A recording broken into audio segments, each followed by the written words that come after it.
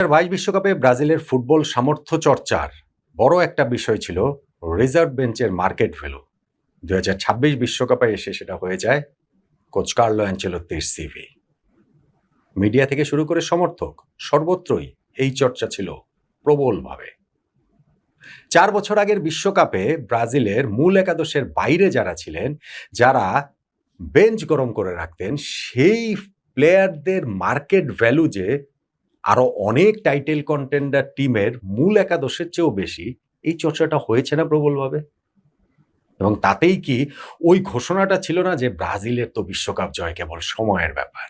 ঠিক তেমনিভাবে এইবার ব্রাজিলের কোচ কার্লো অ্যানচেলোত্তি, ক্লাব ফুটবলের যিনি সর্বকালের অন্যতম সেরা কোচ, তার ওই ভীষণ সমৃদ্ধ সিভি নিয়েই তো মিডিয়া থেকে শুরু করে সমর্থক চর্চা হয়েছে প্রবল। এবং সেইখানটা তো অনুচ্চে যেন সেই ঘোষণাটাই ছিল, আনচেলত্তি যখন এসেছেন ব্রাজিল তো বিশ্বকাপ জিতবেই। কিন্তু দুইবারই বিশ্বকাপ থেকে ব্রাজিলের করুণ বিদায় ঘটে।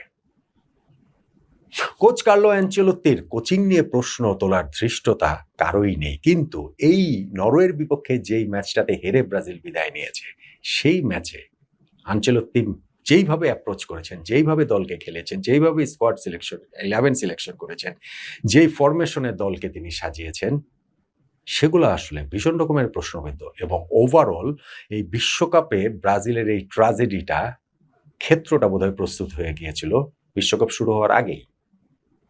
ওইটা নিয়ে একটু আলোচনা করতে চাই। দেখুন, 2018 বিশ্বকাপে বা 2022 বিশ্বকাপে যেইভাবে ক্রোয়েশিয়ার কাছে হেরে ব্রাজিল বিশ্বকাপ থেকে বিদায় নিল, সেটাকে আপনি বলতে পারেন টু সাম এক্সটেন্ট আনলাকি। 2018 বিশ্বকাপে বেলজিয়ামের কাছে পরাজয়টাকেও তাই বলতে পারেন। কিন্তু এই ম্যাচটাতে এইবার নরওয়ের কাছে ব্রাজিল যেভাবে হেরেছে, সেইটাকে কোনোভাবেই দুর্ভাগা বলার উপায় নেই। বরং নরওয়ে ব্রাজিলকে একেবারে আউটপ্লেড করেছে। এবং সেই জায়গাটাতে কোচ কার্লো অ্যানচেলত্তির দায় অবশ্যই আছে। প্রথমত তিনি দলটাকে যেভাবে সেট আপ করেছেন, সেইটা আসলে একটা কাউন্টার অ্যাটাকের জন্য, ট্রানজিশনাল ফুটবলের জন্য তিনি দলটাকে সেট করেছেন। প্রতিপক্ষের পায়ে বল থাকুক, কোনো অসুবিধা নেই, আমরা সিট ব্যাক করব, যখনই সুযোগ পাবো তখনই দ্রুত গতির কাউন্টার অ্যাটাকে গিয়ে গোল করার চেষ্টা করব। এটা কি ব্রাজিলের ফুটবল? এইভাবে কি ব্রাজিল খেলে কখনো? এটা কি হয়? আপনি দেখেন আজকের এই ম্যাচটাতে ব্রাজিলের বল পজিশন ছিল মাত্র 33%, নরওয়ের ছিল 67%। সেই কারণেই আমি বলছি, এই ম্যাচে ব্রাজিলের অ্যাপ্রোচটাই ছিল ছোট দলের মতো, অ্যাপ্রোচটাই ছিল আন্ডারডগের মতো। এবং সেই অ্যাপ্রোচটা কোচ কার্লো অ্যানচেলত্তির ব্লুপ্রিন্টে। ব্রাজিলের এই ম্যাচে মিডফিল্ড বলতে আসলে কোনো কিছুই ছিল না। কাজেমিরো এবং ব্রুনো গিমেরেস। কাজেমিরো 34 বছর বয়সী এই মিডফিল্ডার তার সেরা সময় পেছনে ফেলে এসেছেন অনেক আগে। আনচেলত্তির দায়িত্ব নিয়েই ব্রাজিলের তিনি কাজেমিরোকে ফিরিয়ে এনেছেন আবার জাতীয় দলে 1.5 বছর পরে। এবং সেই কাজেমিরো তাকে লাস্ট ম্যাচটাতে একটা বিগ পারফরমেন্স দিয়েছিলেন বটে জাপানের বিপক্ষে। প্রথমার্ধে কাজেমিরো যে পারফরমেন্স ছিল তাতে পৃথিবীর 99% কোচই তাকে তুলে নিয়ে যান। আনচেলত্তি তার উপরে ভরসা রেখেছেন। সেকেন্ড হাফে কাজেমিরো প্লেয়ার অফ দ্য ম্যাচের মতো একটা পারফরমেন্স উপহার দিয়েছেন। কিন্তু কোনো না কোনো ম্যাচে তো তিনি এক্সপোজ হবেনই। এই ম্যাচে হয়েছেন। তার ওই লেগও এখন আর নাই। তার ওই মানে সেই পুরনো দিনের কাসেমিরো ছায়া মাত্র তিনি এখন। ফলে তাকে মিডফিল্ডে বাইপাস করে যাওয়াটা নরওয়ের জন্য ভীষণ রকমের ইজি হয়েছে। কার্লো অ্যানচেলত্তি এই ম্যাচটাতে মিডফিল্ডে 3 জন খেলাননি। লুকাস পাকেতার ইনজুরিটা যে ব্রাজিলের জন্য এত বড় দুঃস্বপ্ন হয়ে উঠবে ভাবাই যায়নি। ইনফ্যাক্ট এইখানটাতে তিনি গ্যাব্রিয়েল মার্টিনেলিকে একাদশে নিয়েছেন। ওই মিডফিল্ডটা তার লাইটই ছিল এবং সেই মিডফিল্ডের দখল নেওয়াটা নরওয়ের জন্য কোনো প্রবলেমই হয় নাই।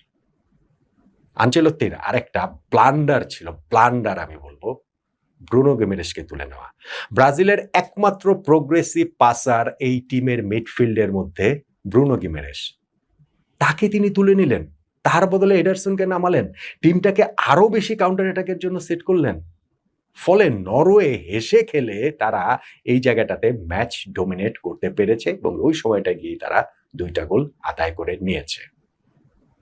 কোচ কার্লো অ্যানচেলত্তি এইবারে বিশ্বকাপ স্কোয়াডে যাদের উপরে আস্থা রেখেছেন, যাদের তিনি 11-এ খেলিয়েছেন, তারা আসলে কতটা এটার যোগ্য? কাসেমিরোর কথা আমি বললাম, ধরেন দানিলো রাইট ব্যাক 34 বছর বয়সী, যিনি এখন ক্লাব ফুটবলেও রাইট ব্যাক পজিশনে খেলেন না, ফ্ল্যামেঙ্গোতে তিনি ফার্স্ট 11-এও সুযোগ পান না নিয়মিত, রিজার্ভ সেন্টার ব্যাক হিসেবে তিনি খেলেন। সেই দানিলোকে রাইট ব্যাকের দায়িত্বটা দেওয়া হয়েছে এবং এই ম্যাচে যে ব্রাজিল দুটো গোল খেয়েছে দুটোই কিন্তু সেই রাইট সাইড দিয়ে অ্যাটাক হয়েছে, ব্রাজিলের রাইট ব্যাকের সাইডটা। Order food you love with Food Panda. Download the app and order now. Right ব্যাকের সাইডটা দিয়েই, এবং আনচেলত্তির এই জায়গাটাতে তো ওই দায় নিতেই হবে। আনচেলত্তি এই পুরো ওয়ার্ল্ড কাপে এনরিককে আন্ডার ইউজ করেছেন।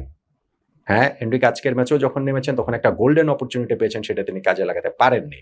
কিন্তু তার মানে যদি এইটা হয় যে না, এনরিক এখন যথেষ্ট ম্যাচিউরড না, ফলে এরকম চান্স তিনি মিস করবেন, ফলে তাকে আসলে ইউজ করা অতটা হলো না। ব্রাজিলের এই টিমের আনচেলত্তির কাছে তো আর কিছু নাই, ফলে এনরিককে আরো অনেক বেশি এই জায়গাটাতে ইউজ করা দরকার ছিল বলেই আমার কাছে মনে হয়।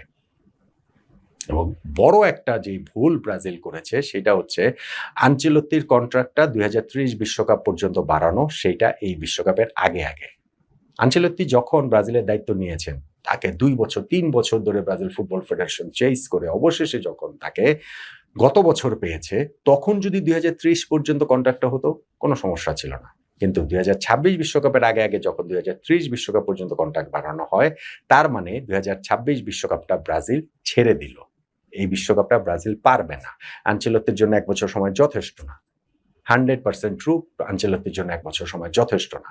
কিন্তু ওয়ার্ল্ড কাপের আগে আগে যখন ওইটা 2030 পর্যন্ত কোচের কন্ট্রাক্টটা বাড়ানো হয়, যে ওয়ার্ল্ড কাপে কি হবে সেইটা কেউ জানে না, তার মানে এই বিশ্বকাপটা ব্রাজিল আসলে ছেড়েই দিয়েছিল। ওইটা ভীষণ রকমের নেগেটিভ বার্তা পুরো টিমটার মধ্যে যায় বলে আমার কাছে মনে হয়। যদি 2030 কোচের লক্ষ্য থাকবে, তাহলে কি কারণে এই বৃদ্ধাশ্রমে চলে যাওয়া, এলপিআর এ চলে যাওয়া, ফুটবলের ওল্ড হোমে চলে যাওয়া ফুটবলারদেরকে তিনি স্কোয়াডটাতে নিলেন? স্কোয়াডটাতে না, তিনি 11-এ পর্যন্ত ট্রাস্ট করলেন। সেই কাসেমিরো, সেই দানিলো, সেই মার্কিনিওস।